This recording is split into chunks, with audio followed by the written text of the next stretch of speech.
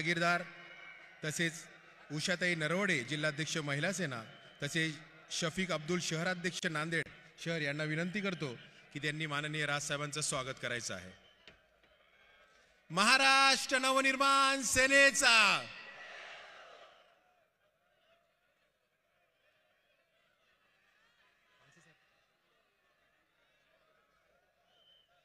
मी माननीय साहेबांना विनंती करतो, माननीय अभिजित पानसे साहेबांना विनंती करतो की त्यांनी उपस्थित जनतेला 2 शब्द मार्गदर्शन करावे।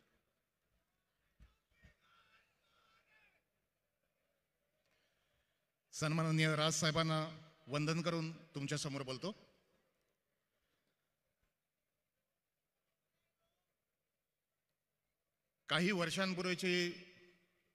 बऱ्याच वर्षांपूर्वीची एक गोष्ट, देशाची आजची परिस्थिती बघून सतत त्या 4 ओळी माझ्या डोक्यात घुमतायत। राष्ट्रकवी रामधारी सिंह दिनकर इनकी ये पंक्तियां है कि उठते हैं तूफान बवंडर भी उठते हैं, जनता जब कोपाकुल हो भ्रुकुटी चढ़ाती है, 2 राह समय के रथ की घर घर नाद सुनो, सिंहासन खाली करो कि जनता आती है, सिंहासन खाली करो कि जनता आती है। हे शब्द माझे नाहीत। 25 जून 1975 ला JP नारायण यांची दिल्लीत एक ऐतिहासिक सभा झालेली, तेव्हा जेपींनी हे या कवितेच्या ओळी गायला। ये क्रांती है मित्रों, संपूर्ण क्रांती है म्हणून हे भाषण संपलं आणि या देशात आणीबाणी लागली। त्याची आठवण होण्याचं कारणच एक आहे की या देशात आज अघोषित आणीबाणी लागली आहे की काय, असंच काहीसं वातावरण आहे। माझ्यापेक्षा पत्रकार मित्रांना जास्त माहिती असेल की आजकाल मीडिया आणि पत्रकारांवरच एवढी बंधनं आलेली आहेत की नेमकं काय दाखवायचं, कसं दाखवायचं हे हल्ली मालकांकडून सांगितलं जातं। पहले अखबार छपकर बिकते थे, आजकल अखबार बिककर छपते हैं, अशी काहीशी वेळ या देशासमोर आलेली आहे। त्यावेळी जेपींच्या नेतृत्वाखाली अख्खा देश उभा राहिला या आणीबाणीच्या विरोधात। आणि मला गर्व आहे, मला अभिमान आहे, मला आनंद आहे, या मोदीशाही विरोधात या देशातला केवळ एकच माणूस उभा राहिला, ते म्हणजे सन्माननीय राजसाहेब ठाकरे, या देशाला दिशा देण्यासाठी। आज साहेब बोलल्यानंतर साहेबांचं मला एक 6 महिन्यापूर्वीचं भाषण आठवतंय। त्यांनी एका स्नेहसंमेलनात भाषण केलं होतं की या देशातले साहित्यिक, कवी, कलाकार कुठे गेलेत, कोणीच कसं काही बोलत नाही। आणि आज गुढीपाडव्याच्या त्या ऐतिहासिक विराट सभेनंतर मला आनंद आहे की बॉलिवूड मधले 600 ते 700 कलाकार आज मोदींच्या विरोधात भूमिका घेऊन भांडायला तयार राहिले। या महाराष्ट्रातली ही पहिली सभा मुंबईच्या बाहेरची, संपूर्ण लाखोनी जो काही जनसमुदाय जमतो आहे या मोदींच्या आणि मोदीशाहीच्या विरोधात, मला असं वाटतं ही सुरुवात आहे। आणि ही क्रांतीची ज्योत इथे असलेल्या प्रत्येकाने आपल्या घराघरात, गावागावात, शहरात न्यायची आहे। राजसाहेबांचे विचार आणि राजसाहेबांचा फक्त एकच विचार की पुन्हा आता भाजप सरकार नको, हा विचार घेऊन आपण काम करायला सुरुवात करूया आणि आपण यात यशस्वी व्हाल अशी आशा व्यक्त करतो आणि थांबतो। जय हिंद, जय महाराष्ट्र। ज्यांची आपण आतुरतेने वाट बघत आहात, माननीय राजसाहेबांना मी विनंती करतो की त्यांनी उपस्थित जनतेला संबोधित करावं। माननीय साहेब।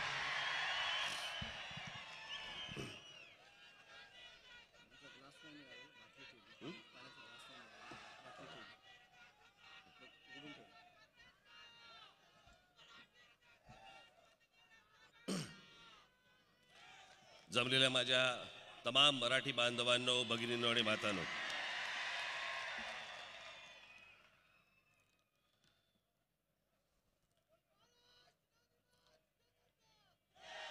त्या दिवशीच्या गुढीपाडव्याच्या सभेमध्ये मी सुरुवात करताना जरा सांगितलं होतं, जरा थोडा सर्दी खोकल्याने जरा हैराण आहे, आजही हैराणच आहे थोडासा। मध्ये एखादा जर समजा काही खोकला वगैरे आला तर जरा माफ करा मला.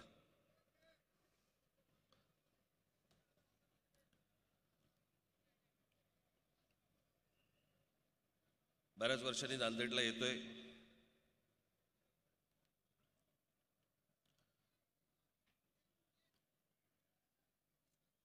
आज या ज्या मी महाराष्ट्रामध्ये काय 8, 10, 12 सभा ज्या काही घेतोय,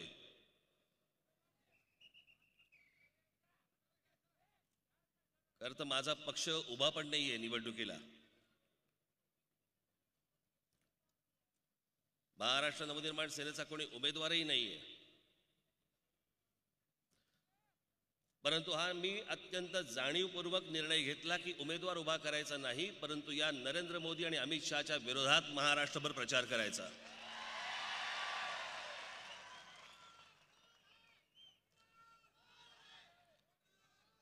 आणि हा माझा राग आहे. बस हा माझा राग आहे.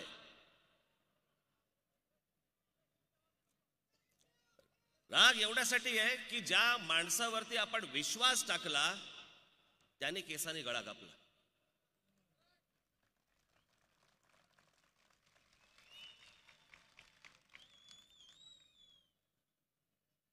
जी या देशातल्या तरुणांना, या देशातल्या महिलांना, या देशातल्या तरुणींना, या देशातल्या शेतकऱ्यांना, या देशातल्या कामगारांना ज्या प्रकारची स्वप्न दाखवली गेली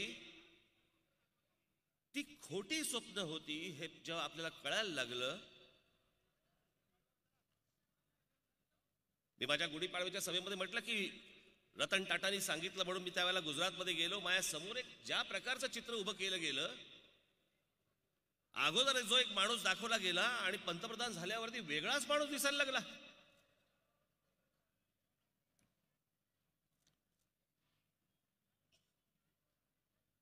आत्ता कुठेतरी एक सभा झाली म्हणे, मला आत्ता एक रिपोर्ट आला की नरेंद्र मोदींच्या सभेमध्ये म्हणे कोणी काळा शर्ट घालून आला तर त्याला बाहेर काढतात. एक कोणतरी काळा बनियान घालून गेला तर त्याला बाहेर काढला. आता कोणी काळे अंडरवेअर घालून गेला तर कसं कळणार तुम्हाला?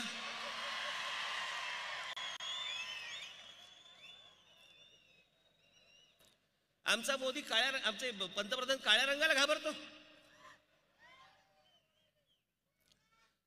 ज्याला ज्याला जे मिळेल ते तो घालून येईल. बरं, निषेध करायचा आहे तर समूहाने येतील. एक माणूस येईल का काळा शर्ट घालून?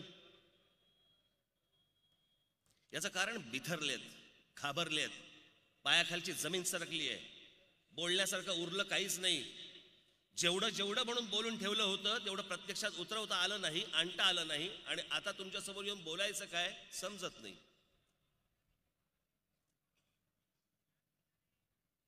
केवढ्या गोष्टी बोलून ठेवल्या होत्या, केवढं बोलले होते.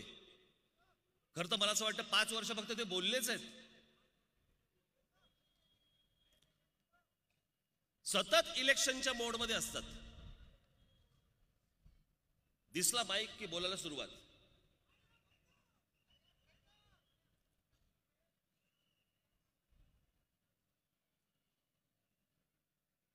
आता नांदेडला येऊन गेले. आता या सगळ्या भागामध्ये कुठेतरी 1-2 सभा त्यांच्या होत आहेत. पण माझ्या मराठवाड्यामधल्या शेतकऱ्याबद्दल काही बोलले नाही. माझ्या मराठवाड्यातल्या तरुणाबद्दल काही बोलले नाही. आज माझ्या मराठवाड्यामधला आज शेतकरी आत्ता माझ्याकडे रिपोर्ट आलाय. जानेवारी ते मला असं वाटतं ह्या मार्च पर्यंत, जानेवारी ते मार्च पर्यंत एका जिल्ह्यात, मी नाव विसरलो त्याचं, एका जिल्ह्यामध्ये 300 शेतकऱ्यांनी आत्महत्या केल्या. नरेंद्र मोदींचं सरकार या देशामध्ये आल्यापासून, भारतीय जनता पक्षाचं सरकार या महाराष्ट्रामध्ये आल्यापासून, या महाराष्ट्रात, केवळ महाराष्ट्रामधला आकडा मी तुम्हाला सांगतोय, केवळ महाराष्ट्रामध्ये 14,000 शेतकऱ्यांनी आत्महत्या केल्या. 14,000. आमचा शेतकरी बांधव गळफास लावून घेतोय. आमच्या ग्रामीण महाराष्ट्राचा तरुण आज गावं सोडून बाहेर जातोय. दुष्काळ पडलाय म्हणून गावागावातले तांडेच्या तांडे बाहेर पडतात आपल्या गुराढोरांसकट. हे अच्छे दिन, हे स्वप्न दाखवलं मोदी आम्हाला तुम्ही.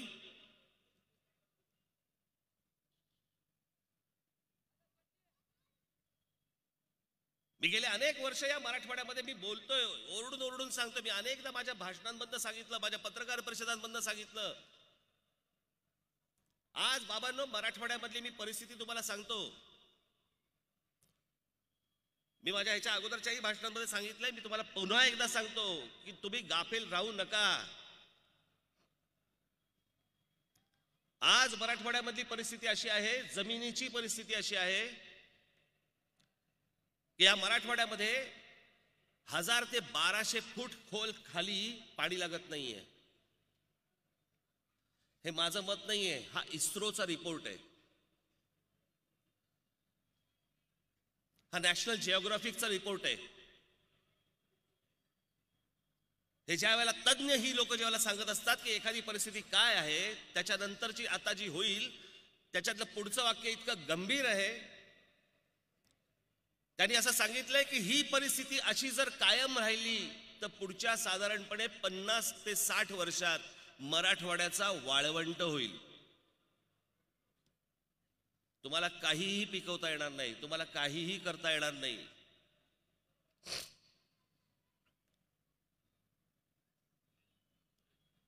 आणि त्याच्यावर त्यांनी असं सांगितलं की जर समजा ही अशी परिस्थिती झाली आणि ती जर समजा तुम्हाला पूर्ववत करायची असेल, पहिल्यासारखी जर करायची असेल, तर त्याला जवळपास 250 ते 250 वर्ष लागतील. ही माणसं येऊन आमच्याशी खोटं बोलतायत. देवेंद्र फडणवीस सांगतायत की आम्ही महाराष्ट्रामध्ये 1,20,000 विहिरी बांधल्या, दाखवायला तयार नाहीत. 1,20,000 विहिरी कशाला म्हणतात? 1,20,000 विहिरी.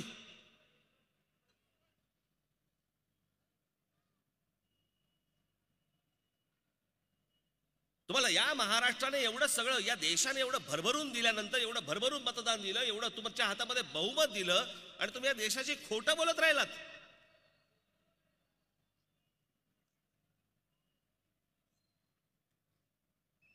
सतत खोटं बोलतात, सतत.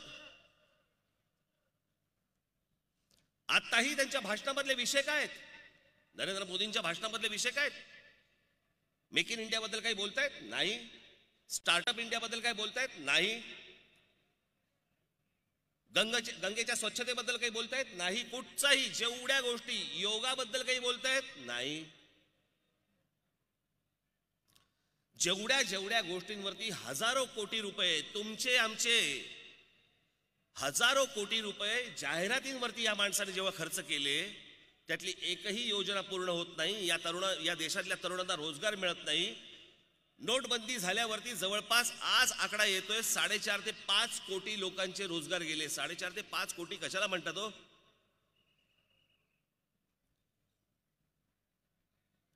जवळपास घरामध्ये जर समजा 4-5 माणसं जर पकडली तर हा या देशातल्या जवळपास 20 कोटी लोकांचा प्रश्न झाला. आणि हे अधिकृत आकडा म्हणतोय आपण, अनधिकृत मध्ये किती गेले माहित नाही. अनधिकृत आकडाच नाही आपल्याकडे. या कोणत्याही विषयावरती बोलायला तयार नाहीयेत. आणि काय बोलतायत तुमच्याशी? मी हे बोललो होतो अगोदर, कदाचित तुम्ही ही गोष्ट पाहिली देखील असेल, परंतु मी ही गोष्ट जवळपास 4 वर्षापूर्वी बोललो होतो. 4 वर्षापूर्वी कल्याण डोंबिवली महानगरपालिकेच्या निवडणुकीच्या पत्रकार परिषदेमध्ये बोललो होतो मी. आणि मी म्हटलं होतं की जशी निवडणूक जवळ येईल 2019ची, नरेंद्र मोदी एखादी युद्ध सदृश परिस्थिती निर्माण करतील, जी त्यांनी केली. त्यांच्याकडे निवडणूक लढवण्यासाठी दुसरी कुठचेही अस्त्र नसेल, अशा प्रकारची गोष्ट घडवली जाईल म्हटलं होतं मी. घडवली जाईल, घडली जाईल नव्हतं बोललो मी.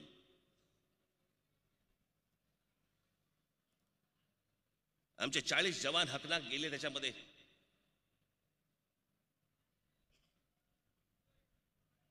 त्याच्याबद्दल कोणाला सैरसुतक नाही. एक कोणतरी भाजपाचा कोणतरी नेता काय म्हणतो, तर म्हणे शहीद जवानांच्या नातेवाईकांना जर समजा ते जर पुरावे मागत असतील, भाजपाचा नेता बोलतोय, मला तर मी नाव विसरलो त्याचं, मगाशी मला कोणीतरी पाठवलं. शहीद जवानांचे नातेवाईक जर समजा पुरावे मागत असतील तर त्या शहीद जवानांचे नातेवाईक देखील देशद्रोही आहेत. वा रे वा. त्यांच्या घरातला एक जवान गेलाय, त्यांचं दुःख समजून घ्यायच्या ऐवजी ते ज्यावेळेला विचारतायत की हे झालं कसं, काय झालं, खोटं बोलता तुम्ही. आता काल परवाकडे पाकिस्तानात लोक जाऊन आली, अनेक देश विदेशातले अनेक पत्रकार, अनेक तिकडचे महत्वाची माणसं, त्याचा रिपोर्टच आहे, त्याचा व्हिडिओ चालाय की जे सांगितलं गेलं. आणि वर काय बोलायचं आपण बोललं ना, बघा आपल्या सैन्यावरती हे बोट दाखवत आहेत, आपल्या सैन्यावरती अविश्वास दाखवत आहेत. अहो, हा सैन्यावरचा अविश्वास नाहीये. आमच्या देशाच्या सैन्यावरती आम्हाला पूर्णपणे विश्वास आहे आणि पूर्णपणे अभिमान आहे त्यांच्यावरती. पण मी तुम्हाला एक टेक्निकल म्हणून गोष्ट सांगून ठेवतो. टेक्निकल,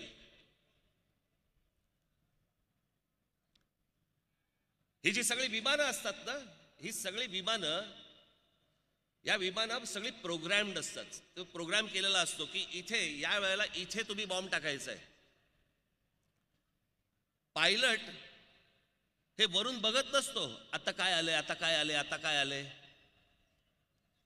त्यांना तो रूट दिलेला असतो आणि त्या रूट प्रमाणे ज्या वेळेला तो त्यांचा तो काय पॉइंट असतो तो येतो, त्यावेळेला त्यांना बॉम्ब टाकावा लागतो.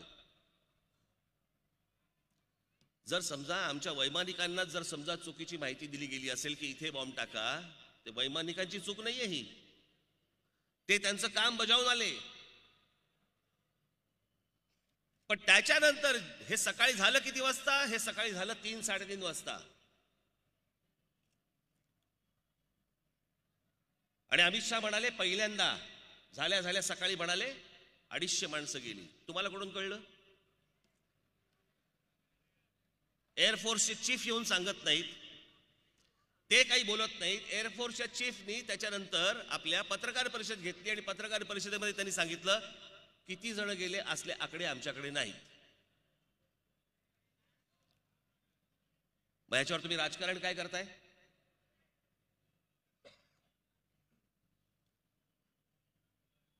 आज जो मदरसा पाडला गेला किंवा त्याच्यावरती बॉम्ब टाकला गेला म्हणून जे सांगितलं जातंय, तो मदरसा आजही तिथे आहे. त्याचा व्हिडिओ आजच आलाय. मला तो याच्यावरती अपलोड नाही करता आला, मला आज नाही करता नाही आलाय मला, परंतु त्याचा आजच व्हिडिओ आलाय. आणि ते सगळेजण मुलं तिकडे शिकतायत, वाचतायत, बोलतायत आणि सगळी लोक तिकडे जे प्रतिष्ठित लोक आले ते बघतायत. आजच आलाय व्हिडिओ. हे सरकार आमच्याशी खोटं का बोलतंय?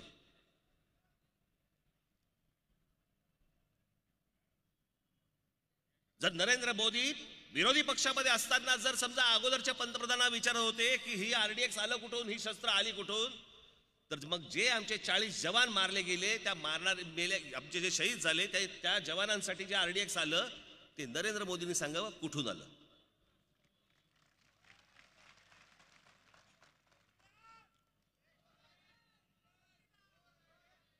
नुसतं खोटं बोलत राहायचं.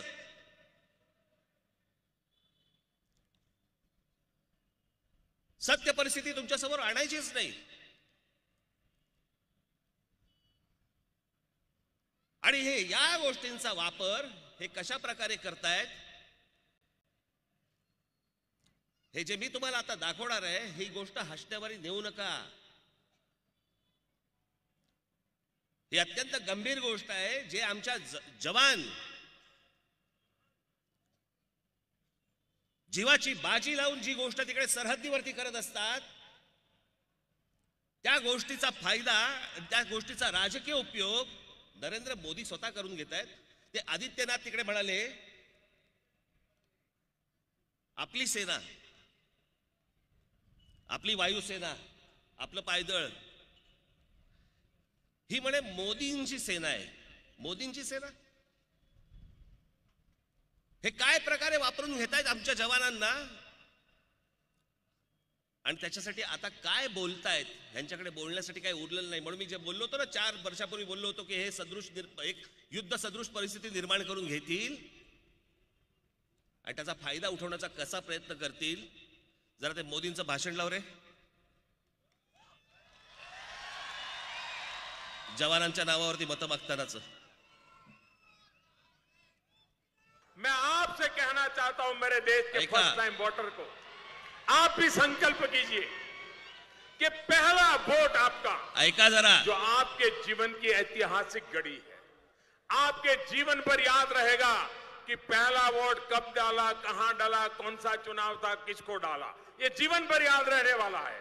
हर किसी को पहली घटना याद रहती है. मैं जरा कहना चाहता हूं मेरे फर्स्ट टाइम वोटरों को, क्या आपका पहला वोट पाकिस्तान के बालाकोट में एयर स्ट्राइक करने वाले वीर जवानों के नाम समर्पित हो सकता है क्या? मैं मेरे फर्स्ट टाइम वोटर से कहना चाहता हूं कि आपका पहला वोट पुलवामा में जो वीर शहीद हुए, उन वीर शहीदों के नाम आपका वोट समर्पित हो सकता है क्या?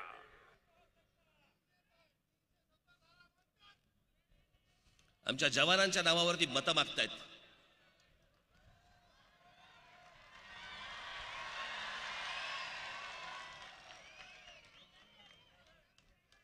जे या देशाला स्वप्न दाखवलं त्या स्वप्नांवरती मतं का नाही मागत आहात.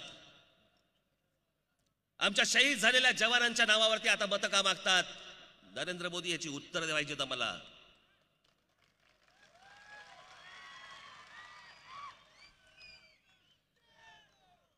आणि हेच नरेंद्र मोदी,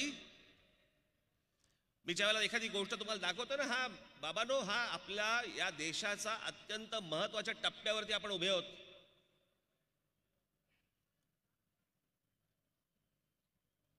हा विषय हसी मजाकचा राहिलेला नाहीये. ही दोन माणसं ज्या प्रकारची या देशामध्ये गळचेपी करतायत ना, ही गोष्ट तुम्ही गांभीर्याने घेणं गरजेचं आहे, गांभीर्याने पाहणं गरजेचं आहे. नुसत्या घोषणा देऊन नाही, ह्याचा विचार करून तुम्ही जाणं इथून गरजेचं आहे. याच माणसाच्या मनामध्ये, याच आमच्या जवानांबद्दल, देशाच्या जवानांबद्दल, मी हा दाखवला होता मागे, परत तुम्हाला दाखवतो. मी मागे एकदा एका ठिकाणी दाखवला होता, मी पुन्हा एकदा दाखवतो, मुद्दामून दाखवतो की याच माणसाच्या मनामध्ये आमच्या जवानांबद्दल काय आस्था आहे. बघा एकदा. सेना में एक जवान जितना साहस करने का ताकत रखता है ना, उससे ज्यादा साहस करने का ताकत व्यापारी रखता है. सेना में एक जवान जितना साहस करने का ताकत रखता है ना, उससे ज्यादा साहस करने का ताकत व्यापारी रखता है.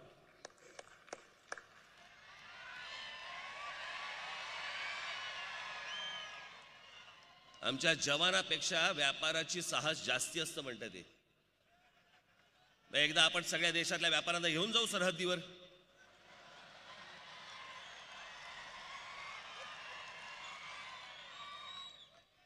सगळे आपले अनिल अंबानी, बिमल अंबानीला घेऊन जाऊ.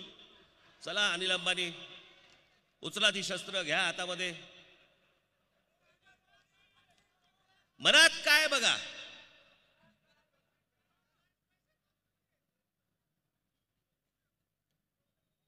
व्यापारी व्यापाराचं काम करत असतो, तो असले दावे नाही करत. पण या माणसाच्या मनामध्ये जवानाबद्दलची काय आस्था आहे ती एका वाक्यातनं कळते. आणि हाच आज हे नरेंद्र मोदी येऊन सांगतायत की पुलवामामध्ये जे शहीद झाले त्यांच्या नावावर तुम्ही वोट नाही का करणार. वोट कोणाला करणार. शहीद जवान उभेत. ज्यांनी एअर स्ट्राईक केलं त्यांच्या नावावरती तुम्ही मतदान नाही का करणार. ज्यांनी एअर स्ट्राईक केलं अभिनंदन काय उभा आहे निवडणुकीला. कोणाला हवी आहेत मतं. तुम्हाला हवी आहेत मतं. मग या मतांसाठी म्हणून ही सगळा अख्खा घोळ घातला इतक्या दिवसांचा. काय ते खरं काय ते एकदा सांगा आम्हाला.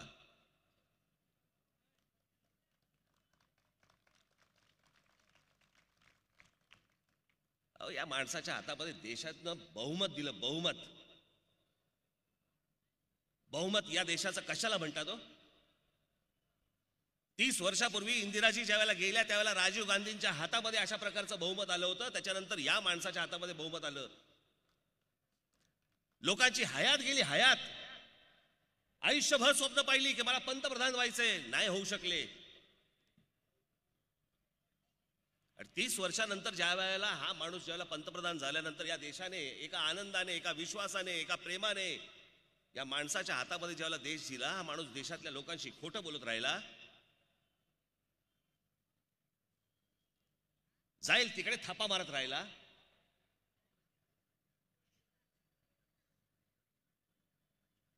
इतर मूलभूत प्रश्नांवरती कुठच्याही गोष्टींवरती हा माणूस बोलायला तयार नाही. एके दिवशी अचानक एक झटका आला, नोटा बंद करून टाकल्या.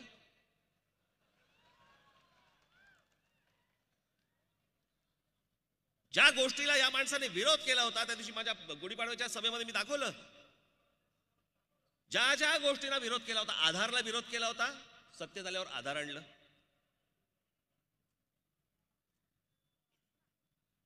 FDI ला विरोध केला होता, फॉरेन डायरेक्ट इन्व्हेस्टमेंट, परदेशातनं जे आपली इन्व्हेस्टमेंट जे येते त्याला पहिल्यांदा विरोध केला होता.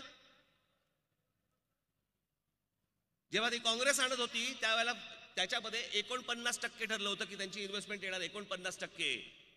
तेव्हा यांनी विरोध केला, नरेंद्र मोदींनी विरोध केला. आणि जेव्हा सत्तेमध्ये आले त्यावेळेला त्या 49%चे 100% केले की तुम्ही 100% येऊ शकता, इथे काय गरज नाही इथल्या लोकांची. मला लोक विचारतात की राज ठाकरे पहिल्यांदा नरेंद्र मोदींबद्दल भरभरून बोलायचे, आता त्यांच्यावरती टीका करतात. मी 4.5 वर्षापूर्वीच टीका करायला सुरुवात केली, कारण 4.5 वर्षापूर्वीच कळला माणूस तो नाहीच जो मला दाखवला गेला होता आणि तो आता दिसतोय, तो माणूस वेगळाच आहे.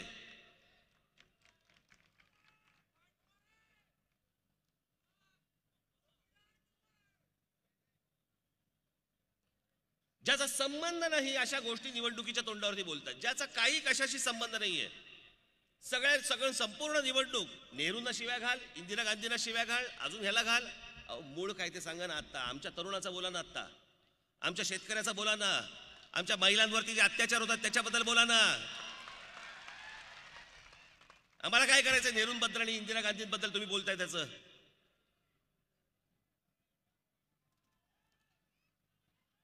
बरं, कॉपी सगळे त्यांचीच करणार. मी तुम्हाला सांगतो गंमत म्हणून, हे जे त्यांनी आणलं ना नवीन प्रधान सेवक, मैं प्रधानमंत्री नहीं हूं, मैं प्रधान सेवक हूं, हे वाक्य देखील पंडित जवाहरलाल नेहरूंचे. पंडित जवाहरलाल नेहरूंची जी स्मृती भवन जे आहे दिल्लीमध्ये, तिथे एक मोठा पाटी आहे आणि त्या पाटीवरती लिहिलंय पंडित जवाहरलाल नेहरूंचं वाक्य, की फक्त त्यांनी एक वेगळा शब्द वापरलाय. आणि पंडित जवाहरलाल नेहरूंचं वाक्य असं आहे, ये देश की जनता मुझे प्रधानमंत्री कह के ना पुकारे, इस देश की जनता मुझे प्रथम सेवक करके बुलाए. ते प्रथम सेवक ह्यांनी प्रधान सेवक केलं. आणि तुमच्या आमच्या आयुष्याशी काही कशाशी संबंध नसलेले विषय काहीतरी बोलून काढायचे. मध्यंतरी एका कुठच्या तरी दाक्षिणात्य देशामध्ये, आंध्र प्रदेशमध्ये का तामिळनाडूमध्ये कुठेतरी भाषण करताना, बरं त्यांना समोरच्यांना हिंदी समजत नाही आणि हे आपल्या त्यांना विचारतात, है की नाही, है की नाही, है की नाही. अरे त्यांना नाही माहिती, त्यांना नाही कळत तुम्ही काय बोलताय ते.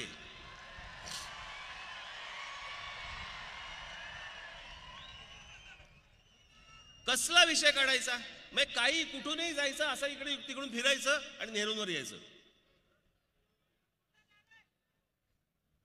मला कोणाची बाजू घेऊन इथे बोलायची गरज नाहीये, मला कोणाची भलामण करायची नाहीये. आपण काय हे काय बोलतायत, मूळ विषय सोडून तुम्ही काय बोलताय, तुम्ही काय कसले संदर्भ देताय,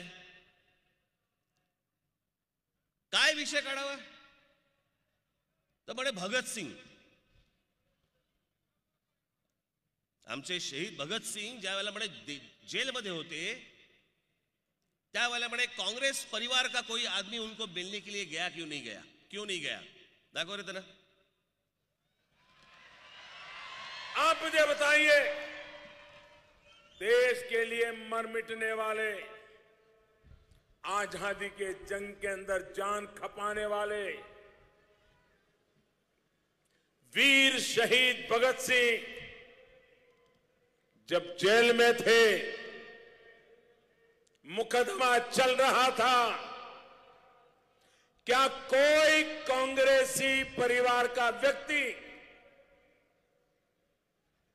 शहीद वीर भगत सिंह को मिलने गया था? मिलने गया था?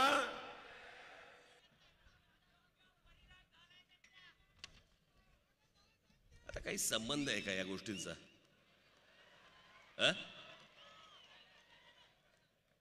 माझ्या माता भगिनी इकडे आलेल्या असतात, माझे तरुण इकडे आलेले असतात, माझे तरुणी इथे आलेले असतात, माझे शेतकरी बांधव इथे आलेले असतात. हा काही प्रश्न आहे का निवडणुकीचा? आता विचारलाच आहे ना, तर मी याचं उत्तर देतो.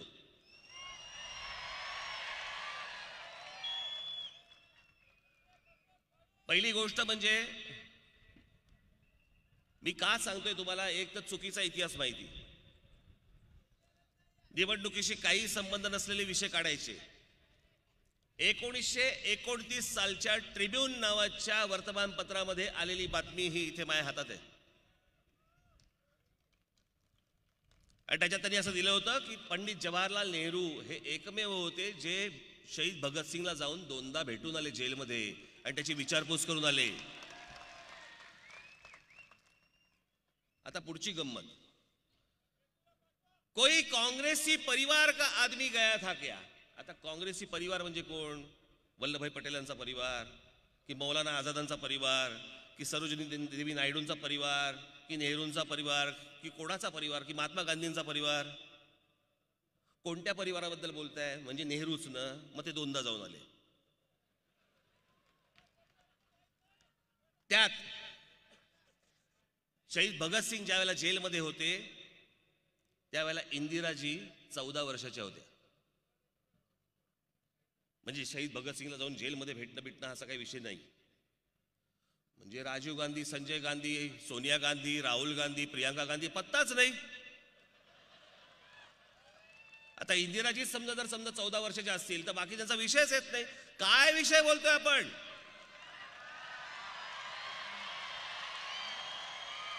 काही संबंध आहे का या देशाशी याचा? आत्ताच्या निवडणुकीशी काही संबंध आहे का या गोष्टींचा? काहीही संबंध नसताना तुमच्या समोर येऊन आणि भलतेच विषय मांडायचे.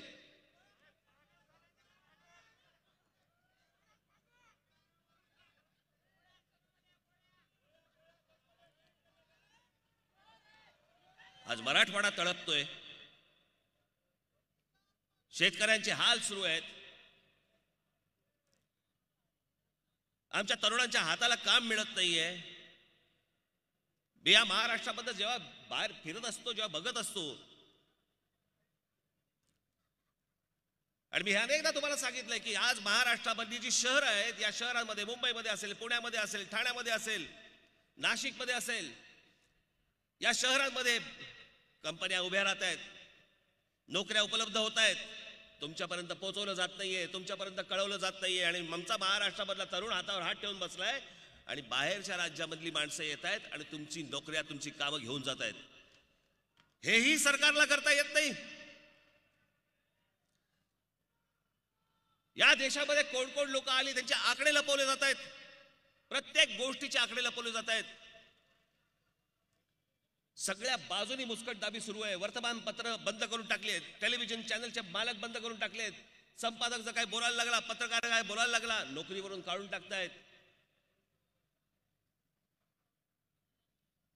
हे आपण जे बाबांनो, हे नरेंद्र मोदी आणि अमित शहा जे ज्या प्रकारे देशाला घेऊन चाललेत ना, ही रशियाची पद्धत आहे, रशियाची. हे जे आता तिकडे सगळं सुरू आहे ना, एक 7-8-10 लोकांच्या हातामध्ये फक्त देश आहे. सगळ्या देशातला सगळा व्यवसाय आणि सगळ्या गोष्टी हे 8-10 माणसं करणार.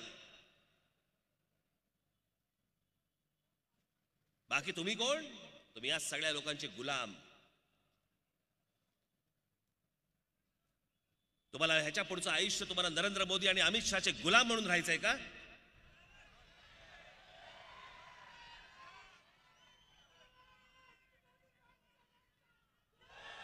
ही कोण माणसं आहेत ही?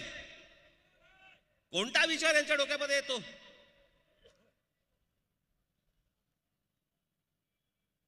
मी परवाच्या सभेमध्ये म्हटलं ना की हा सगळा जो विचार आहे ना, हे मन की बात, रेडिओवरती बोलणं, हे आलं कुठून? हे दर आठवड्याला ॲडॉल्फ हिटलर बोलायचा, रेडिओवरती बोलायचा, हे तिथून आलं डोक्यात. आठवड्याला का महिन्याला काहीतरी. अहो त्यावेळेला फक्त रेडिओच होता. त्यावेळेला सोशल मीडिया नव्हता. तेव्हा जर सोशल मीडिया असता तर आज तुमच्यासारखा तोही उडा पडला असता. आज नशीब आपलं की आपल्याकडे सोशल मीडिया हा आलाय.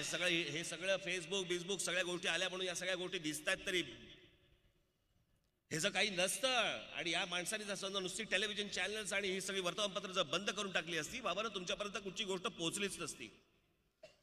आणि ह्याच्या पुढचा प्रवास हा अत्यंत कठीण आहे अजून.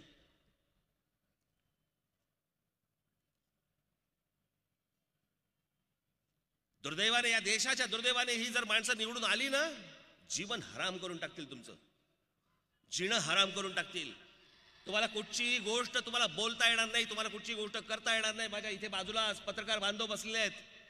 आयुष्यात त्याला काहीच करता येणार नाही. सगळ्या बाजूने बंद करून टाकतील तुम्हाला. आणि वाटचाल त्याच दिशेने सुरू आहे.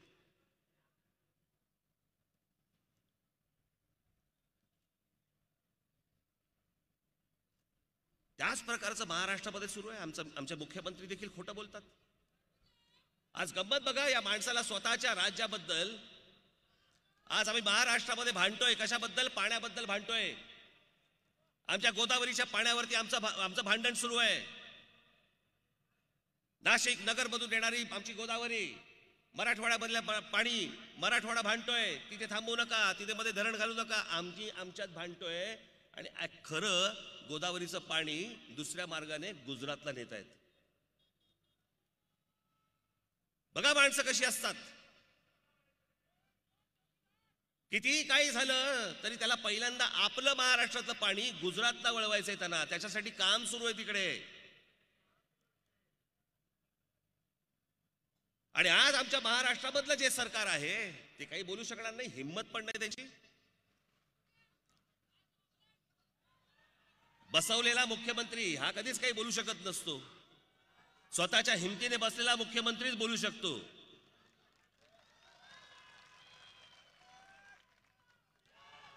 आणि ही सगळी माणसं आज गुजरातला पाणी जातंय, परंतु आमचे देवेंद्र फडणवीस याच्यावरती चकार शब्द बोलायला तयार नाहीत.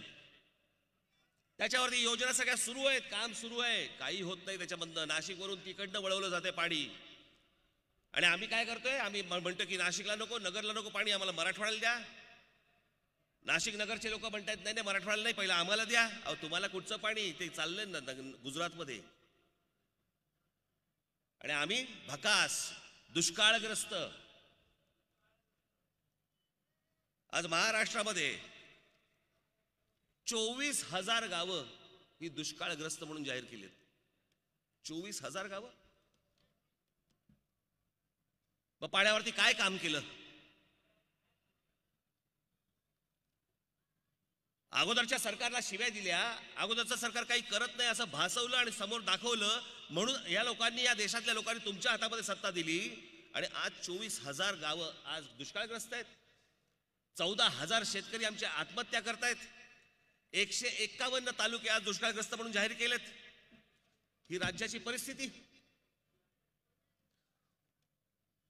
महिलांवरचे अत्याचार थांबले नाहीत. आज कालच बीड मधला एक प्रकार समजला. बीड मध्ये काय चालू आहे? तर महिलांची गर्भाशय काढून विकतायत.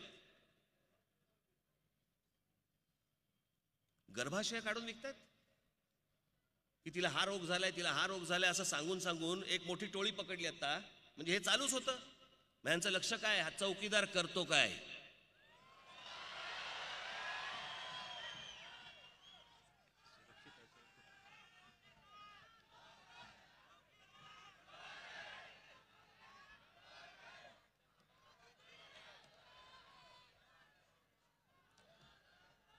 तुम्ही गंमत बघा. आता एकदा त्यांनी एक भलं मोठं भाषण केलं.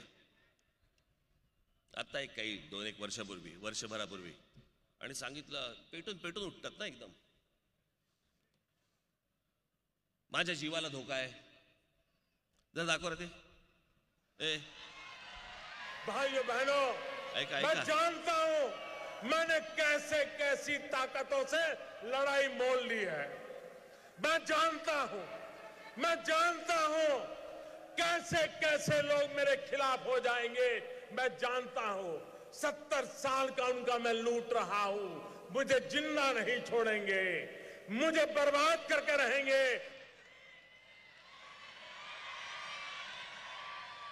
झालं.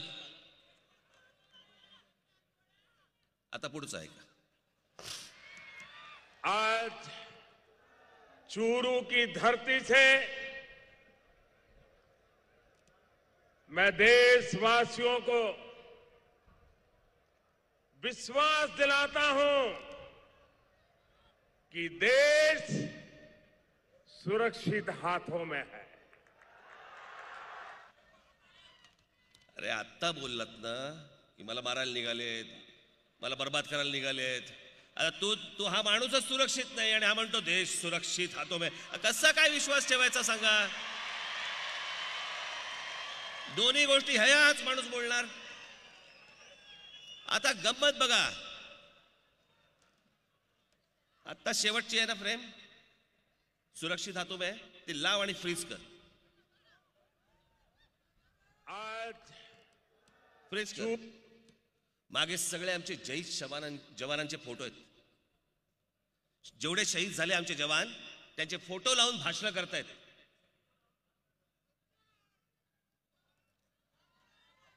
ह्याला लाजही वाटत नाहीत.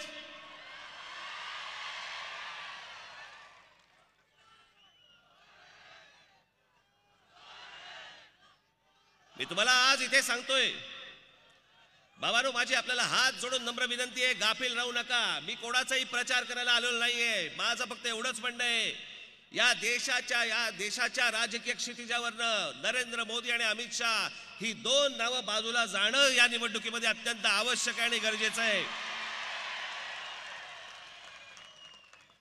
आणि या गोष्टीसाठी म्हणून तुम्हाला सगळ्यांना मतदानाला उतरायचंय. तुमचे जेवढा कोणी मित्र परिवार असेल, जे कोणी नातेवाईक असतील, त्या सगळ्यांना सांगा, जे झालं ते झालं, तो झाला भूतकाळ. एक नव्या परत एक भविष्यकाळ घडवायला आपण पुढे जाऊया. ही माणसं नकोत, जे येईल ते आपण त्याचं स्वागत करू. आज आपण सगळेजण इथे इतक्या मोठ्या संख्येने आपण आलात, त्याबद्दल मी अत्यंत आपला मनपूर्वक आभारी आहे. धन्यवाद.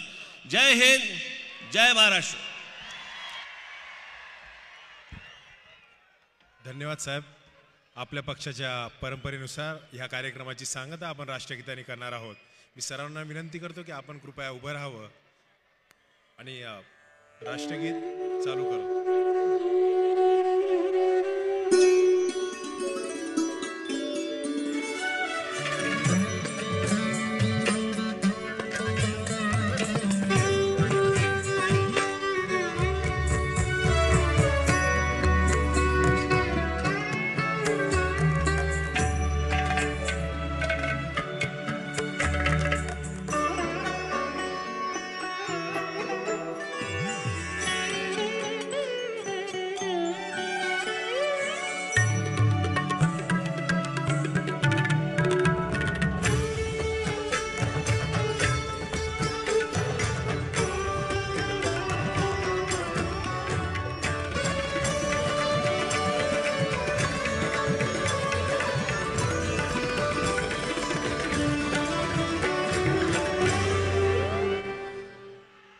भारत माता की.